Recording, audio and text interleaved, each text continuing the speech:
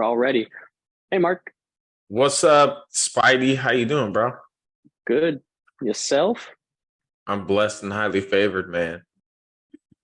Thank God you are.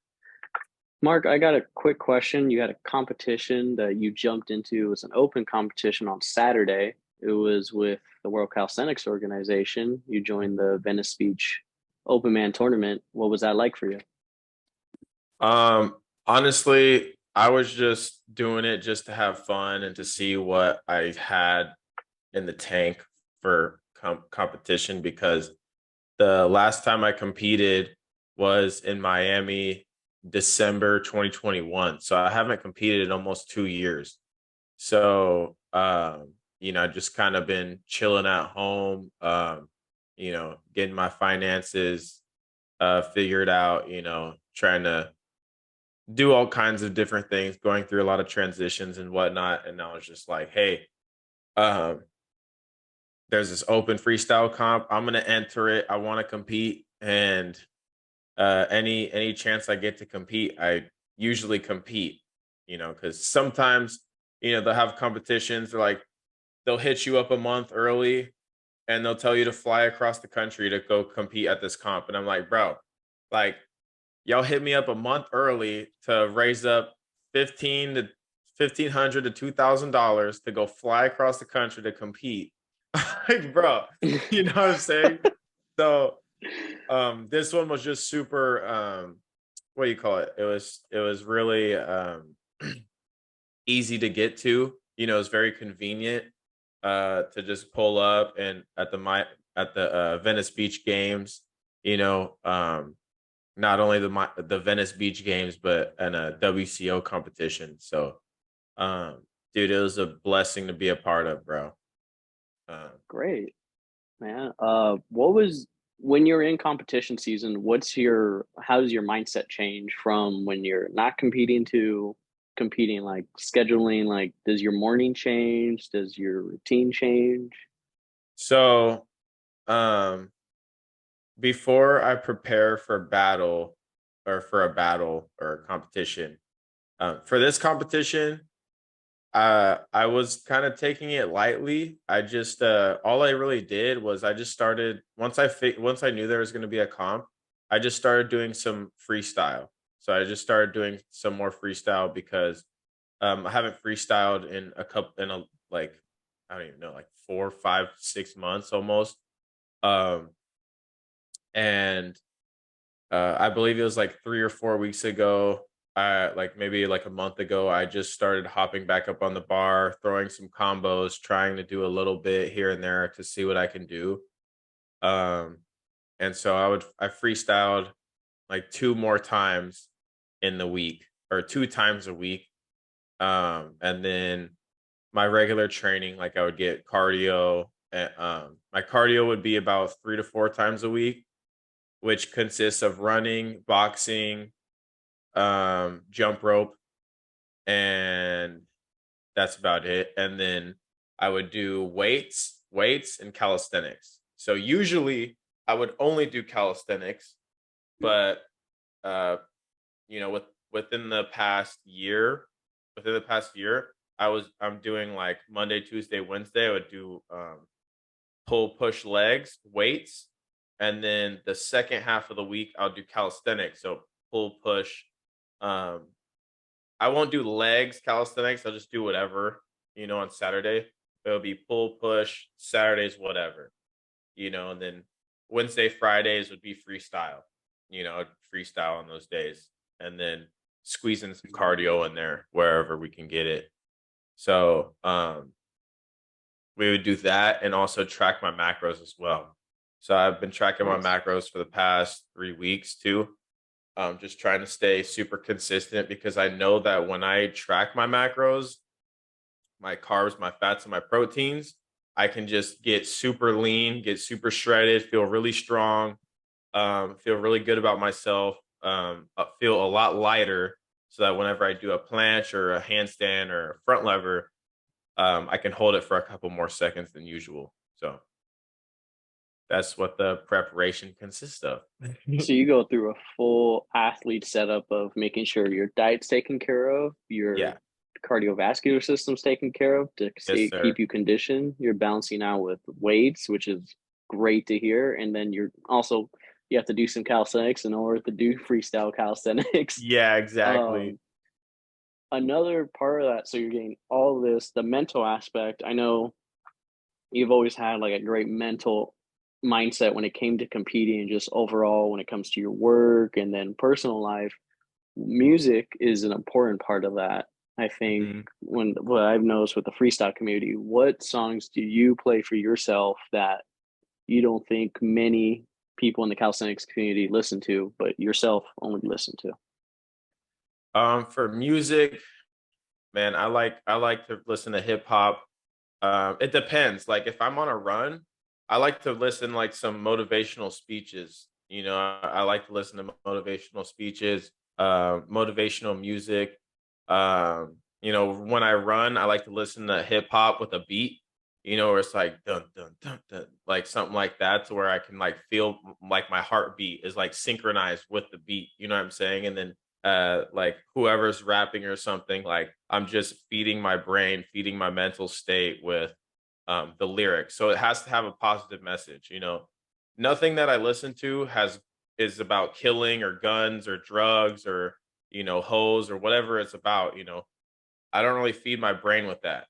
And I try to feed my brain with a positive message and confidence and all of these things, because um honestly, you got to be on your own team. You got to give yourself the best, um the best source of energy, right? So you know I heard this one time. It's the eyes and ears are vessels to our soul, right?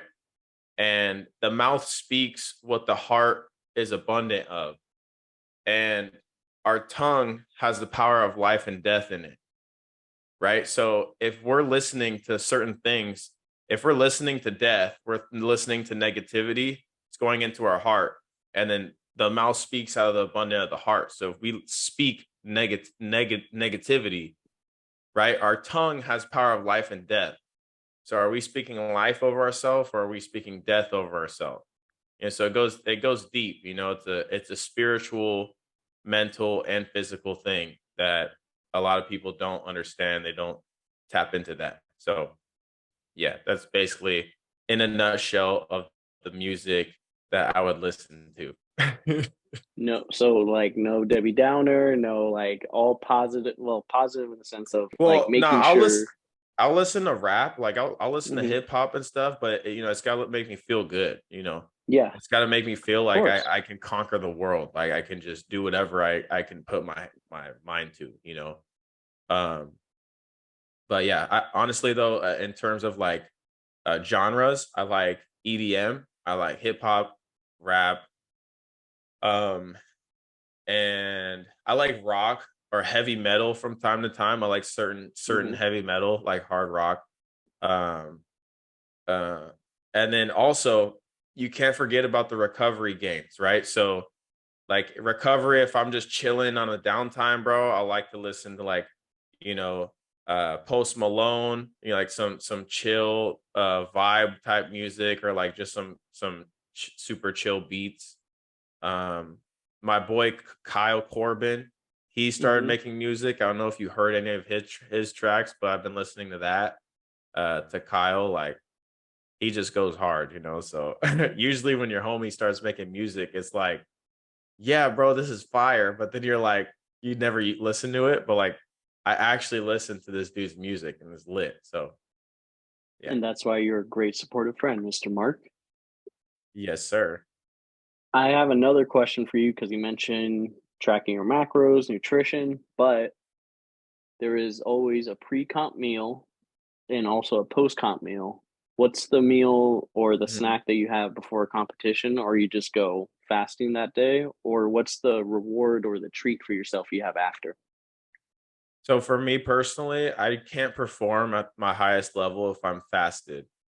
Um, Okay. Maybe if I fast the previous day, or the previous like a couple days before if I fast. But that day I have to have something in my system. And I believe I had a Southwest chicken wrap from uh Southwest chicken wrap from Trader Joe's. So I had that, and then I also had a um one of the fruit cups from the fruit guys over there at Venice. So I had some mangoes, some strawberries, some watermelon, some things like that for like some hydration, and then water, just like a bunch of water. Uh, and then I had a little bit of some rain, but the rain started like for me since I didn't have that much on my stomach. Like I was getting a little bit too hyped too early, so I kind of had to lay off the rain. Like I didn't want to drink the rain like a couple hours before the comp. Like if you're gonna drink something with caffeine or things like that to get you hyped up, you got to drink it like maybe 20 minutes, 30 minutes before, so that you can hit the right time of the comp. Yeah, that Um, rain was strong. yeah, for sure. And then one other thing, I feel like every athlete does this is they use the restroom. Like you have to go to to the bathroom and drop off the couple extra pounds, you know what I'm saying? And just feel light on your feet and everything. So I feel like that's always essential. That's a staple before a comp. Yeah, and you got to do the Hoover method too, especially if it's like public restrooms at Venice. Like you got to warm up, so you got to get your legs ready, hover over a nice little seated squat position. Yeah, I didn't. What's the meal though you have after that? Like Oh, it so actually now not the meal you had at Venice, but what's the meal that you want to have immediately after? It can be from anywhere in the world.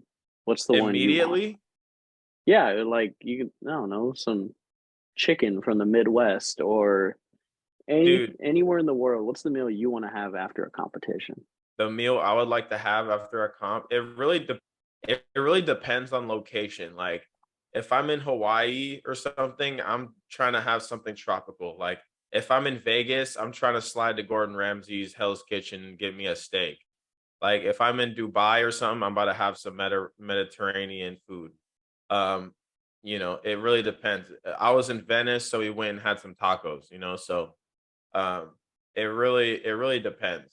Like when I went to Mexico to compete in desert battles, um, we had tacos right after, and those tacos were straight fire, bro. It was just straight flame.